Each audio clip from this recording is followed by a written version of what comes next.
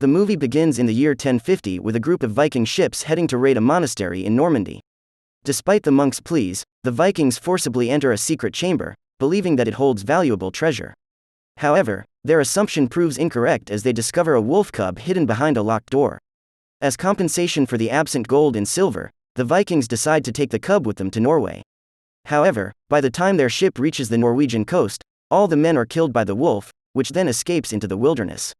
The scene then fast-forwards 1,000 years, and we are introduced to Thale, a 17-year-old girl living with her family in the Norwegian town of Nebo.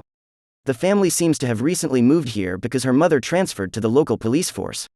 It is revealed that her father passed away some months ago. Thale indirectly blames her mother for her father's death and does not get along well with her stepfather, Arthur. The only person she is still close with and cares for is her deaf little sister named Jenny. One day, while watching a horror movie with Jenny, Thale receives a text message from her high school friend Jonas. He invites her to a party in the woods near the bay, along with other Nebo youth. As a result, she informs her stepfather and sets off on her bicycle. Upon arrival, she starts conversing with Jonas. One of their fellow schoolmates, named Elon, who is the local mayor's daughter, becomes jealous of their closeness and takes Jonas away for a private talk. This makes poor Thale feel unwanted, so she decides to leave early. As she heads back, she stumbles upon Jonas and Elon talking in the woods by the bay. Suddenly, a dark creature attacks Elon, leaving her severely injured. Jonas runs away in fear while Thale rushes to help Elon, but she gets injured herself as the creature slices her shoulder. Following this, Elon is dragged into the woods, ultimately leading to her demise. Sometime later, the local police and paramedics arrive at the scene. Jonas and Thale receive medical attention, while the police force, led by Thale's mother and police chief Eilert, start their investigation. They search for Elon, but only find a blood-covered cell phone and a large, torn claw. Later that night, Liv researches the claw's characteristics on the internet, leading her to suspect that the creature may be a wolf. The next day, all people who attended the party are questioned by the police, including Jonas and Thale as key eyewitnesses. However, they are completely unaware of what kind of creature attacked them. In the meantime, Elon's mutilated body is found deeper in the woods and set for an autopsy. The examination reveals that something big attacked her, although it is still unclear if it was a wolf. The forensic expert reports that the creature dragged her far enough, as many pieces of flesh are missing from her body. In order to confirm the creature, the police force calls in the help of an expert from the veterinary college named William. Before that, a mysterious one-armed man named Lars visits the police station and asks permission to meet the chief of police. Shortly after, he speaks with Liv and shares his belief that the creature is a werewolf, a hybrid of a human and a wolf. He claims to have dedicated his life to tracking this creature throughout Scandinavia. Lars also asserts that this werewolf comes out during full moon nights and craves human blood. Unfortunately, Liv doesn't believe the man and dismisses him. She believes that he is a drunkard who is talking rubbish. Despite this, Lars gives her a silver bullet, emphasizing that it is the only weapon capable of killing the beast. In the evening, Jonas summons Thale to a restaurant and apologizes for involving her in the incident. In response, Thale comforts him, explaining that no one should bear blame for what occurred. After a brief conversation, Thale walks out and stumbles upon Elon's friends, who accuse her of cowardice and failing to help their friend. This deeply upsets Thale, prompting her to cycle back home. Seeing her in a disturbed state, Liv attempts to talk to her, but Thale doesn't want to listen. The following day, William arrives at the police station and begins his examination of Elon's corpse. Based on the injuries of the victim and the claw found on the scene, the vet concludes that it is an unusually large wolf. With this information in hand, Liv and Eilert hire a hunting force and set out into the woods with the intent of killing the creature, unless it turns out to be a hot teen with a six-pack.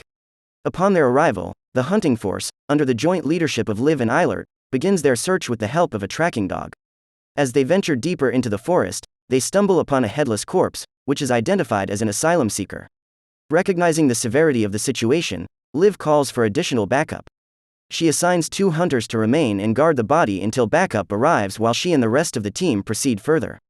After a while of walking, the group comes across an abandoned cave. Liv decides to investigate it, so she cautiously makes her way inside. She soon discovers a dark mineshaft with a ladder that leads downward. As she descends, she is momentarily startled when she finds the missing head of the body they found earlier. Meanwhile, the hunters guarding the corpse hear a menacing roar.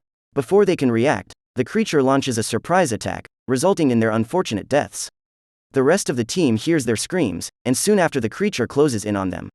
It claims the lives of 2 more members of the hunting party and inflicts serious injuries upon Eilert. Liv hurriedly climbs out of the mine, becomes face to face with the creature at the top of the ladder.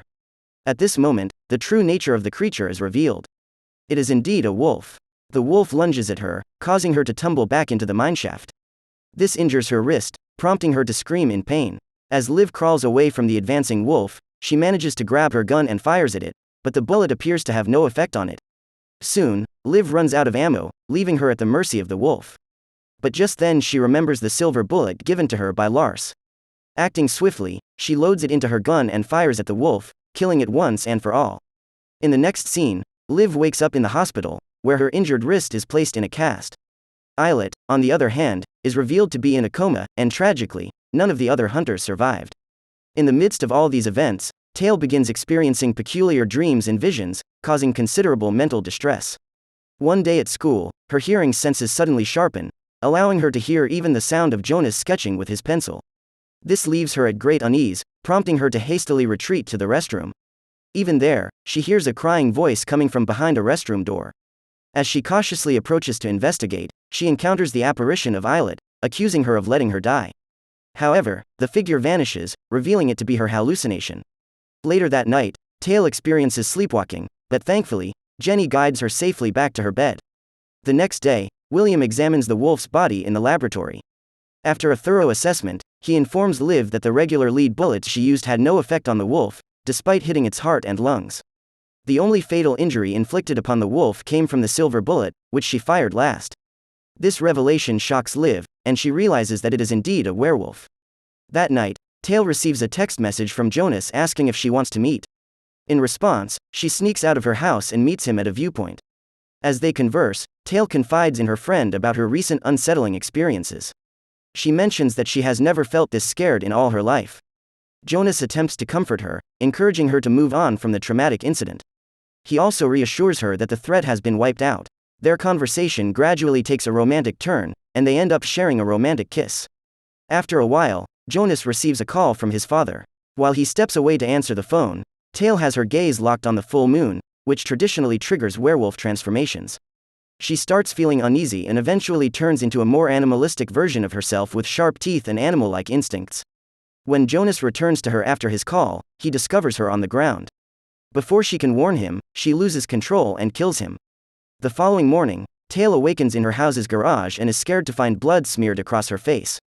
She also vomits up a piece of her friend's finger, indicating that she devoured him the previous night.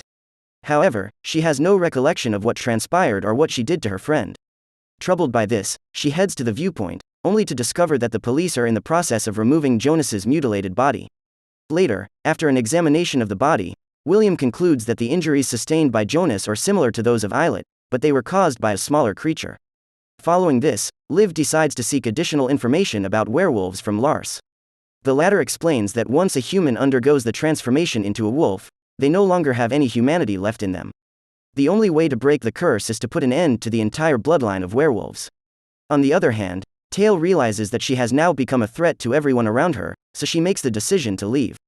Unfortunately, while on the bus, the full moon breaks through the clouds, triggering her transformation into a fully fledged wolf.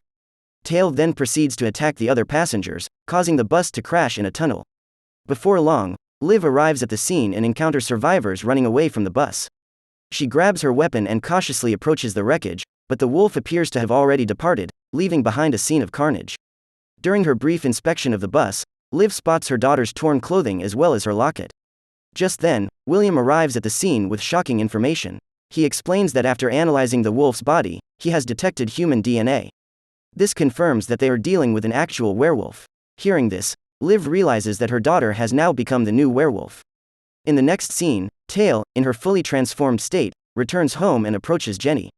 The two come face to face, but the werewolf seems to recognize her sister nevertheless.